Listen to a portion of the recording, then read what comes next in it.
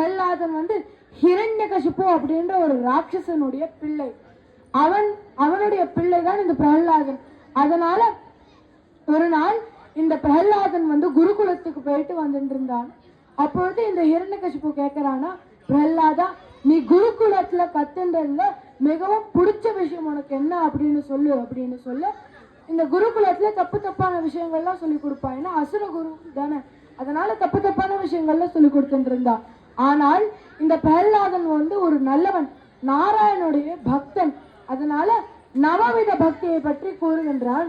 அதுதான் ஸ்ரவணம், கீர்த்தனம், விஷ்ணோஹோ ஸ்மரணம், பாத சேவனம், அர்ச்சனம், வந்தனம், தாஸ்யம், சக்கியம், ஆத்ம நிவேதனம் அப்படின்ற 9 விதம் பக்தி.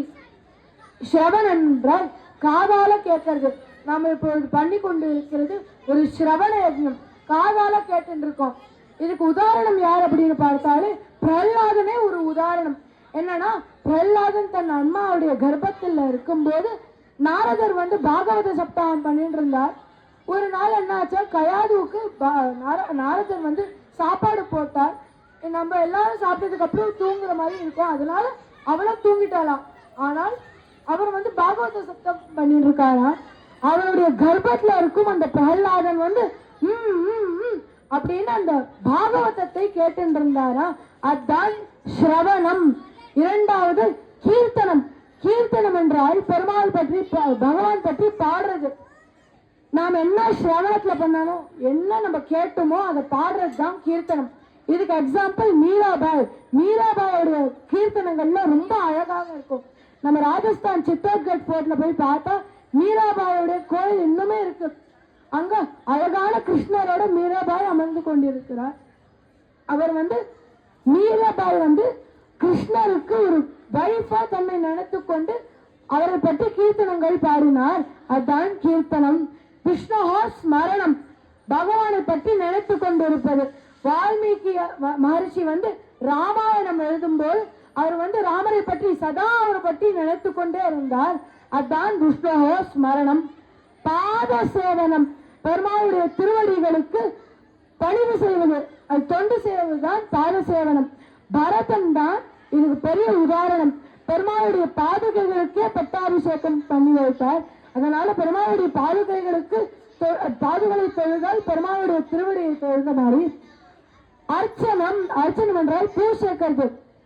இதுக்கு யார் பெரிய உதாரணம் அப்படின்னு பார்த்தால் மஞ்சுளா அப்படின்ற ஒருத்தி இருந்தாள். அவள் வந்து குருவாயூப்பனுக்கு பூ சமர்ப்பித்துக் கொண்டிருந்தாள். ஒரு நாள் அவளால் சமர்ப்பிக்க முடியல, நிறைய மழை வந்தது. அதனால அவள் வந்து பெருமாளுக்கு பூ சமர்ப்பிக்க முடியல. அதனால அப்படி ஒரு நாள் கூட இந்த உலகத்துல வாழக்கூடாது அப்படின்னு நினைத்துக்கொண்டு தன்னையே முடித்துக் கொள்ளலாம் அப்படின்னு போறாளாம். அப்போது பூந்தானம் அப்படின்ற ஒரு பெரிய பக்தர் வந்து, இதெல்லாம் பண்ணாத, நீ வந்து இந்த கல்லு மேல இந்த பெருமாளுடைய பூ போட்டுட்டு போ, அது பெருமாளுக்கே போய் சேரும் அப்படின்னு சொல்ல மஞ்சுளா வந்து ஒரு பெரிய பக்தர் சொல்லிட்டார் அப்படின்னு அது மேல பூ போட்டாலாம். அந்த பூ வந்து குருவாயூப்பன் கழுத்துல போய் விழுந்துருத்தான். அதுதான் அர்ச்சனம். வந்தனம் என்றால் பெருமாளுக்கு பூஜை பண்றது. இதுக்கு பெரிய உதாரணம் யார் அப்படின்னு பார்த்தால் தியாகராஜர் ஒரு பெரிய உதாரணம். அவர் வந்து பெருமாளை பற்றி பாடுவார், ஆனால் பாடின்ற பூஜையும் செய்வார். நல்ல பூஜை, ரொம்ப அழகாக பூஜை செய்வார். அதுதான் வந்தனம். தாசியம் என்றால் பெருமாளுக்கு தாசனாக இருக்கிறது, அடியாராக இருக்கிறது. இது வந்து ஹனுமான் தான் பெரிய உதாரணம். பெருமாளுக்கு அவர் வந்து லங்கை வரைக்கும் போய் சீதையை கண்டுபிடிச்சு பெருமாளுக்கு அந்த செய்தியை சொல்றார். ராமருக்கு அந்த செய்தியை சொல்லும்போது ராமர் ரொம்ப சந்தோஷப்பட்டு அவரை ஹக் பண்ணார் அப்படின்னு ஒரு சரித்திரம். அதுதான் தாசியம், பெரிய அடியாராக இருந்தார். சக்கியம், பெருமாளுக்கு சகனாக இருக்கிறது, ஃப்ரெண்ட் மாதிரி. அர்ஜுனன் தான் பெரிய உதாரணம். அர்ஜுனனும் கிருஷ்ணனும் பிரிக்க முடியாத ஃப்ரெண்ட்ஸ். அதனால் சகம். ஆத்ம நிவேதனம், நம்மளுடைய ஆத்மாவை பெருமாள் கிட்ட கொடுத்துறது. நம்மளே இதை வந்து ஒரு உதாரணமாக வச்சிடலாம்.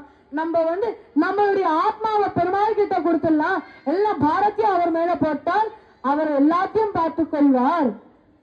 நாம பார்த்தோம் ஸ்ரவணம் பிரகலாதன், கீர்த்தனம் மீராபாய், விஷ்ணுஹோ ஸ்மரணம் வால்மீகி, பாத சேவனம் பரதர், அர்ச்சனம் மஞ்சுளா, அர்ச்சனம் வந்தனம் தியாகராஜன், தாஸ்யம் ஹனுமான், சக்கியம் அர்ஜுனன், ஆத்ம நிவேதனம் நம்மளே உதாரணமாக வைத்துக் கொள்ளலாம்.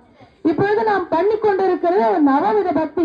பிள்ளையாருக்கும் நம்ம நவவித பக்தியை பண்ணிட்டு இருக்கோம்.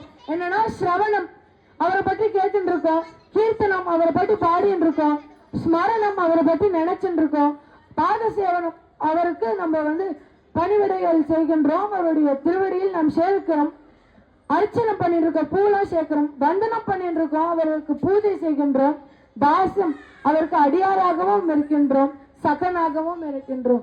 அதனால இந்த நவவித பக்தியா அவருக்கு நம்ம இப்பொழுது பண்ணி கொண்டிருக்கின்றோம். அப்படி என்று அடியேன் இந்த உபன்யாசத்தை தலை கட்டுகின்றேன். நமஸ்காரம்.